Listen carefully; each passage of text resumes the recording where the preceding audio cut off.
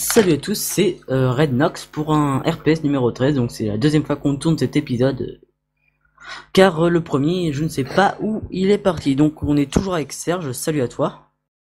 Salut Renox et salut à tous. Donc eh bien on va commencer tout de suite, donc Serge, et ta petite présentation, voilà. Alors mon pseudo c'est Serge, le nom de ma chaîne c'est Team Out of Reality.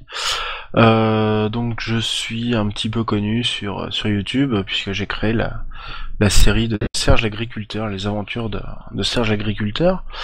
Voilà, donc mon but à la base c'était vraiment de créer une série sur un type de jeu qui était peu exploité et voilà. D'accord. Deuxième question, depuis quand joues-tu à Minecraft? Alors, je joue à Minecraft depuis fin 2010, alors je crois que c'est novembre 2010 il me semble. Voilà, donc c'est vrai que j'ai découvert le jeu au début de la bêta, hein, juste après les phases alpha, et j'ai eu du mal un petit peu à m'y mettre, mais dès que j'ai compris l'ampleur et la profondeur du jeu, je me suis vraiment mis à fond dedans, et j'ai joué qu'à ça pendant facilement 4-5 mois. Je ne pensais qu'à Minecraft, et je ne vivais que pour Minecraft. Donc voilà, donc depuis presque un an maintenant, hein, ça va bientôt arriver. D'accord. Donc troisième question, comment as-tu découvert Minecraft? Alors j'ai découvert Minecraft tout simplement puisque j'étais en train de chercher un petit jeu à faire, un nouveau jeu à découvrir. Donc à force de recherche sur internet, sur des sites de jeux indépendants, etc. Le nom de Minecraft ressortait très souvent. Donc je me suis jeté dessus, j'ai acheté, et en fait la première partie j'étais très déçu puisque après 10 minutes de jeu, quand le jour s'est couché et que je me suis fait tuer directement, j'ai rien compris, ça m'a énervé. Donc j'ai quitté le jeu, et ensuite en tombant sur les vidéos de The Fantasio sur YouTube, donc sur le guide pour bien débuter à Minecraft, j'ai vraiment pris conscience de l'ampleur du jeu, et c'est là vraiment que je m'y suis remis et je suis tombé dedans absolument à fond, quoi. D'accord. Donc prochaine question, donc d'où vient ton pseudo? Alors le pseudo, donc déjà on va finir par la fin. 85 c'est mon département de naissance et le département où je vis. Vous ferez une petite recherche sur Google si vous n'avez pas appris vos départements en géo. Et donc le S3RG3 en fait, ça vient tout simplement du film La Cité de la Peur, un film de Les Nuls, avec Serge Karamazov, puisque je suis fils unique. Donc ceux qui n'ont pas vu le film, je vous invite à le voir. C'est une excellente comédie, et ceux qui connaissent le film verront la petite subtilité. Et enfin, les trois à la place des c'est tout simplement parce que je trouvais que ça faisait bien kikou d'écrire en lit, et voilà, c'était un petit taunt gratos pour les kikou. Voilà un peu l'histoire du pseudo. D'accord. Prochaine question, donc pourquoi as-tu commencé tes vidéos? Alors en fait, pourquoi j'ai commencé à faire des vidéos, tout simplement parce que ça me faisait marrer. J'en avais fait quelques-unes déjà sur Dailymotion avant, mais sur d'autres jeux, principalement sur Xbox 360. Et voilà, je trouvais ça marrant, ça me plaisait, même si j'avais très très peu de succès, mais voilà, je trouvais ça sympa de pouvoir d'avoir cette opportunité-là de partager un petit peu ce que je faisais. Donc je me suis dit, pourquoi pas, vu que moi l'agriculture c'est un gameplay qui me botte tout simplement parce que c'est différent. Je me suis dit, je vais essayer de partager ça, et voilà. Et donc ça a bien fonctionné, et je suis très content de ce qui m'est arrivé, de l'aventure en fait que je suis en train de vivre avec Serge l'agriculteur. D'accord. Donc prochaine question encore. Qu'est-ce qui t'a donné envie de faire des vidéos justement? Alors, ça va revenir un petit peu sur la question d'avant. Ce qui m'a donné envie de faire des vidéos, c'était juste vraiment pour m'amuser et faire peut-être découvrir un type de gameplay à quelques personnes. Mon but vraiment, c'était pas du tout de me faire connaître, hein. Je suis absolument pas à la recherche de la célébrité ou quoi que ce soit. C'était vraiment, voilà, pouvoir montrer aux gens qui pouvaient critiquer Minecraft à l'époque que c'était pas simplement un jeu de cube. D'accord, bah ça change des survival ou autre, hein. Ouais, tout à fait, ouais, je trouvais. Bah, c'est vrai qu'à l'époque, il n'y avait pas grand-chose qui se faisait en niveau vidéo, on n'était pas encore beaucoup à le faire, mais voilà, je trouvais que c'était intéressant de proposer autre chose. D'accord. Euh, Qu'est-ce qui te différencie des autres youtubeurs? Je pense que t'as déjà répondu, mais si t'as quelque chose à rajouter, je ne sais pas. Bah, ce qui me différencie déjà, c'est que je suis le meilleur. Ça, c'est sans discussion possible. Alors bien sûr, je déconne. Non, non, mais c'est bah justement le fait déjà d'avoir proposé quelque chose d'un petit peu différent de ce qui se faisait, de ce qui se fait aujourd'hui. Le fait aussi de faire comme enfin comme j'en ai envie, c'est-à-dire que voilà, j'ai envie de faire telle chose, bah je fais. C'est vrai que sur la première saison de Serge Agriculteur et sur quelques vidéos que j'avais mises en place ensuite en direct, j'essayais de contenter tout le monde et bah c'est strictement impossible hein, à partir du moment où on a quelques milliers de vues, même si c'est pas énorme, mais c'est impossible de contenter tout le monde. Donc voilà, donc je fais ce que je veux. Et puis voilà, j'ai plein d'idées à chaque fois pour prendre à revers ce qui se fait actuellement et profiter à fond du jeu Minecraft. Je vais prendre juste un petit exemple, l'idée des DMS, des Deathmatch Series, qui était simplement un tournoi de PVP sur Minecraft. Et on m'a souvent demandé mais pourquoi, je répondais tout simplement parce que. Voilà, parce que c'est la réponse universelle. Pourquoi? Parce qu'on peut, donc on le fait. D'accord. Je vais en poser un, deux, trois. Je vais improviser une question. Je voulais te demander pourquoi as-tu décidé de faire une nouvelle série qui s'appelle My Pirate Bay? Alors, My Pirate Bay, en fait, c'est venu tout au hasard. J'avais monté un mini serveur privé pour jouer à deux avec ma copine. Et puis, après une petite après-midi de jeu, j'ai décidé d'aller me promener. Et je suis tombé sur cette superbe baie que j'ai trouvé vraiment magnifique. Et tout de suite, ça m'a fait penser à des films de pirates, donc Pirates des Caraïbes, mais éventuellement pour les plus anciens, Pirates de Polanski ou des choses comme ça. Et donc je me suis dit, bah attends, pourquoi pas faire un truc sur les pirates? Et l'idée de le faire en multi, c'est simplement parce que j'avais pas envie d'être tout seul.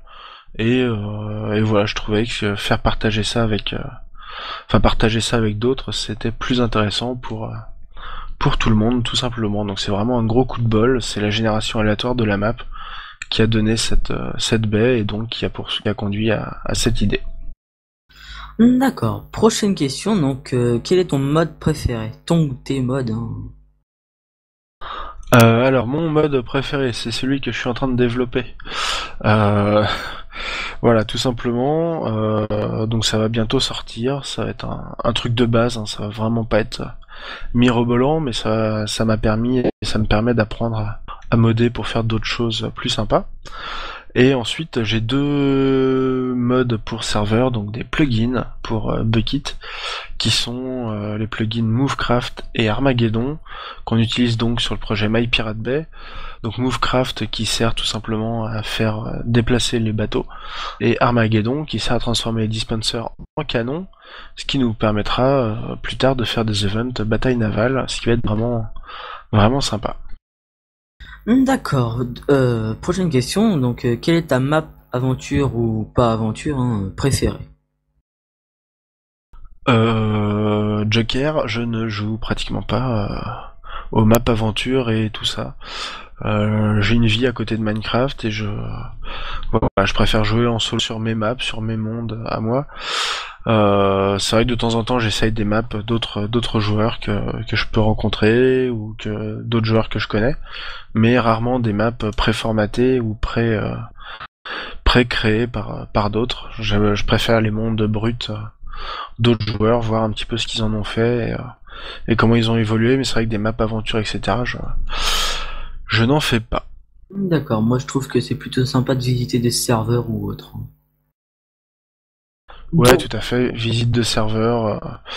Mais voilà, ce que je préfère vraiment sur des petits serveurs, c'est de voir comment les gens ont modelé le monde, enfin leur monde à eux, et voir ce qu'ils en ont fait sans forcément utiliser des gives ou des conneries comme ça, et sans forcément chercher la grandeur et la splendeur comme on voit des fois sur des vidéos, avec des constructions excellentes, énormes, vraiment magnifiques. Mais voilà, moi c'est pas ce que je recherche, je préfère voir l'âme réellement du serveur et des joueurs qui sont dessus. D'accord. On va passer à la question suivante. Donc, quel est ton pack de textures? Alors, pack de textures, j'en utilise deux, donc un pour les aventures de Serge Agriculteur qui est le Summerfield. Donc vous pouvez le trouver assez facilement sur internet. Je pourrais vous mettre un lien d'ailleurs sur ma chaîne YouTube dès que j'y pense et dès que j'ai le temps. Et donc le deuxième pack, qui est un pack qui pour le moment n'est pas distribué sur internet, c'est un pack Pirate Bay, donc fait plus ou moins exclusivement pour My Pirate Bay par Stephen Roustecki, donc encore un grand merci à lui pour toutes les modifs qu'il fait en fonction de mes indications, de mes conseils, de mes remarques. Donc voilà, donc ça va être lui qui va le distribuer ensuite, je pense. De toute façon, tout ça sera mis à disposition sur la chaîne et sur le blog dès que ça sera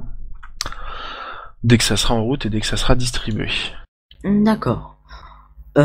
Prochaine question. Quelle est ta plus grande construction sur Minecraft? Alors, ma plus grande construction sur Minecraft, honnêtement, j'en ai pas des masses. Comme j'ai dit tout à l'heure, je suis pas un adepte des grosses constructions gigantesques et tout. Je préfère vraiment me concentrer sur l'utile et, euh, et l'agréable aussi également. Hein. Je fais pas non plus que des blocs de bouse, mais ouais, je préfère vraiment me concentrer sur l'utile et sur le fait de se fondre dans l'environnement naturel. Du coup, niveau construction, à part la serre que j'ai pu faire dans Serge Agriculteur, et ce qui va venir dans les autres épisodes de Serge Agriculteur, c'est vrai qu'il n'y a pas grand chose et pas de grosses constructions extraordinaires à mon actif. D'accord. Prochaine question. Est-ce que tu as réalisé des pièges ou autres avec les pistons? Alors avec les pistons, très peu. C'est vrai que j'avais fait quelques pièges en lave et en eau, juste avec de la redstone, mais ça c'était il y a quelques mois déjà. Avec les pistons, c'est vrai que j'ai pas fait encore beaucoup de choses. J'ai fait quelques essais pour Serge Agriculteur. Hein. Je me confesse, j'ai fait des essais sur une map solo avant, histoire de pas trop me planter et pas trop perdre de temps. Sinon, j'avais commencé à faire l'ébauche d'une imprimante en piston, c'était rigolo, ça fonctionnait pas mal, mais c'était loin d'être développé puisque c'est une imprimante qui ne fonctionnait que sur une ligne, donc c'était pas terrible pour faire des dessins ou du pixel art. D'accord. On va passer aux trois questions de merde, hein, j'appelle ça comme ça. Au sujet d'Herobrine, donc première question, est-ce que tu as peur de lui? Alors non, j'ai pas peur, je l'ai croisé une fois sur un des lives de Maurice le Conquérant sur Game to Be Alive. D'ailleurs, je crois que à ce moment-là, le live avait planté, du coup j'étais un petit peu tout seul, personne ne le voyait. Je l'ai croisé, il m'a regardé, et au final il a été attaqué un ogre qui avait à côté de chez moi, donc un type plutôt sympa. Voilà, pas très causant, mais plutôt cool. Enfin, il m'a bien dépanné. J'ai suivi un peu, puis après, je l'ai laissé retourner à ses occupations. D'accord. Deuxième question sur ce personnage, donc. Qu'est-ce que tu penses de lui? Ce que je pense, alors je suis un petit peu mitigé. C'est vrai qu'on avait avant le mythe Herobrine sur Minecraft sans mode, qui était que je trouvais c'est un mythe très intéressant, parce qu'au final on savait pas trop qui il était, s'il existait vraiment, etc. Alors que maintenant, avec des modes style Human Plus, des choses comme ça, on sait qu'on a des chances de le trouver, donc du coup ça devient moins mystérieux et moins intriguant. Voilà, donc je suis assez partagé sur le fait qu'il existe ou pas. J'aimais bien l'idée de pas savoir justement et pourquoi pas un jour tomber sur lui au coin d'une falaise. D'accord. Et dernière question, bah, je crois que tu as déjà répondu, mais bon, je la pose quand même, t'as pas besoin de répondre, je pense, hein. Est-ce que tu l'as déjà rencontré? Ouais, ben j'avais rencontré sur un live de Maurice le Conquérant. Euh, voilà, petite rencontre toute classique. D'accord. Alors, on a fini avec les questions d'Herobrine, donc maintenant on va passer aux prochaines questions. Donc, qu'est-ce que tu penses de la 1.8? Alors la 1.8, eh ben, comme la 1.7, comme la 1.6 et comme celle d'avant, j'en saurai plus quand elle sortira. Puisque c'est un petit peu la marque de fabrique de Notch, à savoir toujours nous sortir des choses auxquelles on ne s'attend pas et faire un petit peu comme il le souhaite. Donc je sais que normalement il y aura le mode aventure. Moi le mode aventure ça m'intéresse à condition qu'il soit facultatif. C'est-à-dire que je veux pas me retrouver avec un Minecraft complètement modifié par rapport à ce qu'on est. Je veux pouvoir rejouer comme aujourd'hui à Minecraft, c'est-à-dire à imaginer mon histoire, créer mon univers, etc. sans avoir ou d'objectifs à atteindre en particulier. Donc tant que ça reste une option, je suis à 100% pour, et si jamais ça devient obligatoire, là par contre, ça me fera peut-être changer d'avis. D'accord. Donc, une autre question. Donc, que penses-tu de l'Enderman? L'Underman, pareil, je me suis pas trop renseigné, je verrai un petit peu quand il sera là. La seule chose qui m'avait interpellé, alors est-ce que c'est vrai, est-ce que c'est pas vrai, ça serait sur le fait qu'il puisse ouvrir des portes en bois. Si c'est vrai, ça pourrait être sympa pour, pour augmenter un petit peu la pression et le suspense dans le jeu. Ce qui vient particulièrement dans Minecraft, c'est qu'on a toujours l'impression d'être en sécurité, enfin toujours. Très souvent, on se croit en sécurité, petite musique apaisante, soleil, tranquille, et on va faire une action et on va se retrouver dans le pétrin, en train de courir, en train de se battre contre un creeper ou des choses comme ça. Et le fait de rajouter l'Underman qui, du coup, va en plus augmenter la pression et le sentiment d'insécurité à l'intérieur de nos maisons, je pense que ça peut être pas sympa si cette option d'ouverture des portes se concrétise. D'accord. Et ben, il reste deux questions déjà. Eh bien, ton impression bah, sur cette petite émission? Bah c'est bien sympa, un intervieweur très sympa avec un très bon contact. Donc je sais pas si tu vas me demander après, mais s'il faut revenir, faire une interview à plusieurs et tout, je suis partant. D'accord, bah la prochaine question, tu as deviné, hein. Aimerais-tu te faire réinviter prochainement? Bah voilà, ouais, tout à fait. Pourquoi pas parler un petit peu de mes autres projets autour de Minecraft, hein, toujours en rapport avec ce jeu, mais parler d'autres choses que des simples vidéos, parler de ma collaboration avec 13, etc. Pourquoi pas revenir faire une petite interview. D'accord, eh bien, je te laisse le mot de la fin en un seul mot, donc voilà. Alors juste avant le mot de la fin, je vais faire une micro-pro en vitesse. J'ai lancé hier une pétition sur Twitter pour que l'entreprise Bethesda Softworks accepte le challenge que Notch leur a proposé sur Quake 3 pour régler les soucis de nom entre Scrolls, The Elder Scrolls, etc. Donc voilà, j'ai lancé une petite pétition sur Twitter. Aujourd'hui, on a presque 1200 signatures. Notch a rebalancé l'info. Enfin voilà, il y a beaucoup de grands noms de Minecraft qui ont retweeté l'info. Donc je vous donne vite fait l'adresse, c'est très court. C'est act.ly/45h. De toute façon, vous avez un petit encart sur ma chaîne Twitter, dans la colonne de gauche, vous pouvez cliquer dessus et directement vous pouvez retweeter pour signer la pétition. Donc c'est très simple et voilà, et ça fonctionne pas mal puisqu'en 24 heures on est à 1200 signatures. Enfin, donc le vrai mot de la fin, tracteur. D'accord. Eh bien, me passeras le lien pour que je le mette dans la vidéo. Je tiens à remercier mes 120 abonnés, ça monte de plus en plus pour le moment, c'est plutôt pas mal. Je leur en remercie, hein. C'est 120 abonnés, c'est peu comparé aux autres youtubeurs, mais